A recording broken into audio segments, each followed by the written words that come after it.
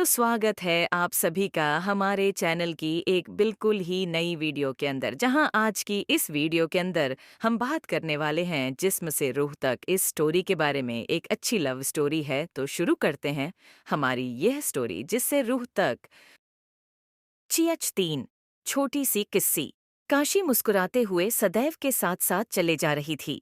वही सदैव का चेहरा एक्सप्रेशनलेस था और उसकी नजरें बस सामने की तरफ थीं। वो काशी को लेकर बाहर की तरफ आया, जहां उसके बॉडीगार्ड्स पूरी जगह पर फैले हुए थे और वहां बीचों बीच एक शख्स खड़ा था। उस शख्स के चेहरे पर भी काफी गुरूर झलक रहा था। सदैव काशी को लेकर उस आदमी के सामने आकर खड़ा हुआ। सदैव उस आदमी को देखते हुए बोला, कुछ कहना चाहते हो क्या तुम? वो आदमी गुस्से से बोला, तुम समझते क्या हो खुद को? तुम्हें क्या लगता है कि तुम कुछ भी करोगे और हम बर्दाश्त करेंगे? बहुत कहते हो ना तुम कि इस जगह पर तुम्हारा राज है, लेकिन खत्म हुआ वो राज। अब यहाँ पर सिर्फ हमारी हुकूमत चलेगी। सदैव बिना एक्सप्रेशन के बोला, मुझे बकवास नहीं सुननी तुम्हारी। तुमने जो किया है उसके बारे में तुम कुछ कहना चाहते हो? वो आदमी बेशर्मी से हंसा और बोला, मुझे कुछ नहीं कहना, मुझे तो सिर्फ करना है। अभी तो बहुत कुछ होना बाकी है। सदैव का चेहरा गुस्से से लाल होने लगा। वो उस आदमी की आंखों में देखते हुए बोला, तुम्हें अपने किए पर जरा भी शर्म नहीं? वो आदमी बेशर्मी से हंसा और बोला, शर्म कैसी शर्म? कुछ गलत थोड़े ना किया है। अब ये तो धरती का नियम है कि लड़कियां लड़कों के लिए ही बनी हैं। मन किया तो उठा ली वो लड़की। बड़ी ही खूबसूरत थी, पर साली में घमंड भी बहुत था। कर दिया मैंने उसका घमंड चूर चूर। सदैव की गुस्से से मुठिया कस गई। वही काशी न समझी से अभी भी उस आदमी की बातों को समझने की कोशिश कर रही थी। वो आदमी बेशर्मी से हंसते हुए बोला, अपना तो एक ही रूल है, जो पसंद आए उसे हासिल कर लो। सामने वाले की मर्जी हो तो मजे ही मजे, और जबरदस्ती का तो मजा ही अलग है। अभी वो बोल ही रहा था कि सदैव ने अपनी कमर में लगी हुई गन निकाल ली। सदैव के हाथों में वो गन देखकर काशी हंसने लगी। उसे हंसते हुए देखकर सदैव ने उसे घूरा। काशी हंसते हंसते रुकी और बोली, मुझे लगा यहाँ पर किसी सीरियस मैटर पे बात हो रही है, लेकिन यहाँ पर तो आप लोग खेल रहे हो। कितनी मस्त एक्टिंग कर रहे हो ना आप सब लोग।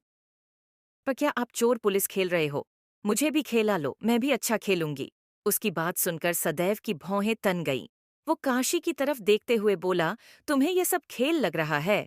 काशी हंसी और बोली, तो आप क्या सच में डिशकयाऊं करने वाले हो? कहते हुए उसने अपनी 2 उंगलियां आगे, 2 पीछे और अंगूठा ऊपर की तरफ करते हुए गन बनाकर पॉइंट करने का इशारा किया। वो आदमी काशी को देखकर मुस्कुराया और बोला, अब तुम ही बताओ राजा साहब की ऐसी लड़कियों को क्या किया जाए जो अक्ल की थोड़ी कच्ची होती हैं। सुना है जो लड़कियां जवान हो जाती हैं वो थोड़ी समझदार हो जाती हैं, लेकिन जवानी ऐसे ही थोड़े आ जाएगी। वो तो हम जैसे लौंडे ही लेकर आएंगे। सदैव ने उस गण पर अपनी उंगलियां और भी ज्यादा कस दी। काश। काशी मासूमियत से अपने हाथों को और भी ऊपर की तरफ उठाते हुए बोली, मैंने सुना है प्यार हर दर्द की दवा है, तो थोड़ा सा अपने प्यार की मरहम लगा दो ना। सदैव गुस्से से चिल्लाया, बकवास बंद करो अपनी। तभी सामने खड़ा आदमी हंसा और बोला, अगर तुम कहो तो ये दावा मैं लगा दूं, अगर चाहो तो पट्टी भी कर दूं, और इससे ज्यादा अगर कुछ चाहिए तो बिस्तर पर ले चलूं, ऑपरेशन भी कर दूंगा। बोलते हुए वो ऊपर से नीचे काशी को देख रहा था। उसकी नजरों में वो बेशर्मी देखकर सदैव की आंखें बड़ी हो गईं। काशी ने उसे घूर कर देखा और बोली, चुप, मैं मेरे पंडित जी से दवा लगवाऊंगी। वो आदमी हंसा और बोला, क्यों, मेरी दवा कौन सी खराब है? लगवा कर तो देखो, मजा आ जाएगा। सारी जिंदगी फिर मुझसे ही दवा लेती रहोगी। अभी वो बोल ही रहा था कि एक गोली उसके सिर के आर पार हो गई। काशी की आंखें बड़ी हो गईं। सदैव के हाथ में गन थी जिसमें से हल्का सा धुआं निकल रहा था, और सदैव का चेहरा एकदम एक्सप्रेशनलेस था। वो आदमी सीधा नीचे जमीन पर गिरा।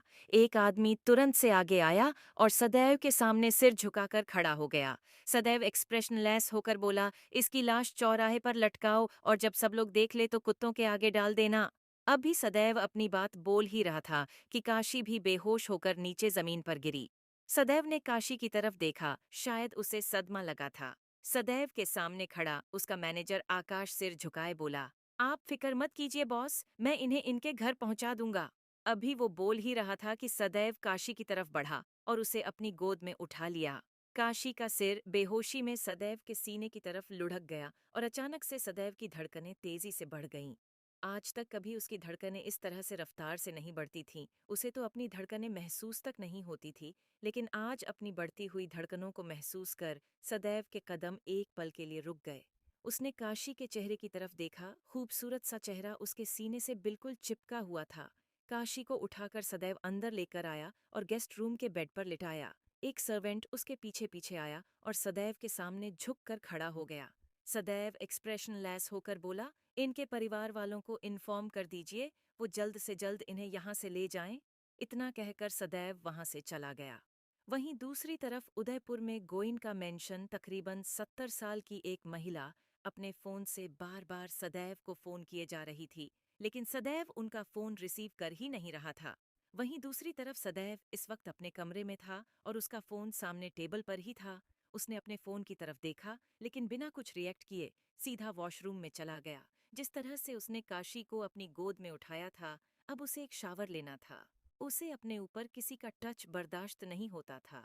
उदयपुर में गोइनका मेंशन के हाल में बैठी उस औरत के पास गोइनका मेंशन के हाल में बैठी उस औरत के पास एक लड़की आकर बैठी और बोली, क्या हुआ दादी भाई, फोन नहीं उठा रहे क्या? वो औरत जानकी जी थी, जो सदैव की दादी थी। जानकी जी फ्रस्ट्रेट होते हुए बोली, सुबह से फोन कर रही हूँ सदैव को, लेकिन सदैव फोन ही नहीं उठा रहा। वो लड़की चाहत हंसी और बोली, भाई फोन नहीं उठाएंगे क्योंकि उन्हें पता है कि आप बस उन्हें टॉर्चर करने वाली हो। जानकी जी हैरानी से बोली, मैंने उसे कब टॉर्चर किया? चाहत हंसकर बोली, जो बार बार आप शादी के नाम पर उन्हें परेशान करती रहती हो ना, वो टॉर्चर ही तो है ना दादी माँ। उन्हें शादी नहीं करनी है। और आप जानती है ना वो शादी क्यों नहीं करना चाहते? वो अभी भी केशवी को। उसकी बात पूरी होती उससे पहले ही जानकी जी गुस्से से चिल्लाकर बोली, चुप, बिल्कुल चुप। मुझे उस लड़की का नाम भी अपने घर में नहीं सुनना। सदैव का उस लड़की से कोई रिश्ता नहीं है और सदैव की शादी होकर रहेगी। मैंने उसके लिए लड़की पसंद कर ली है और इस शादी को कोई नहीं रोक सकता। सदैव खुद भी नहीं।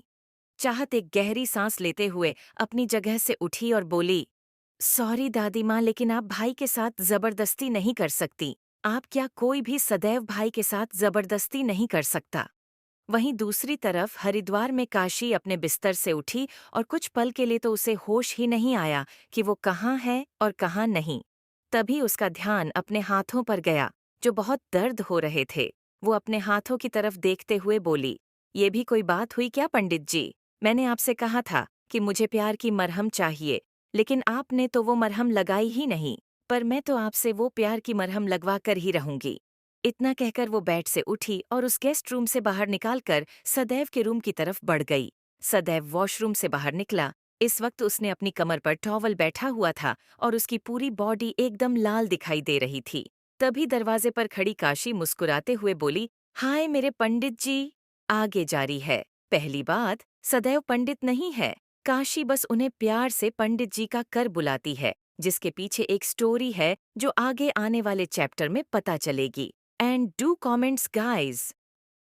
So guys, here we are with a new journey of love. I hope आपको ये स्टोरी बहुत पसंद आएगी। बहुत चीजें रिवील होंगी। अपने डाउट्स कमेंट्स बॉक्स में ड्रॉप कीजिए और सब्सक्राइब कीजिए।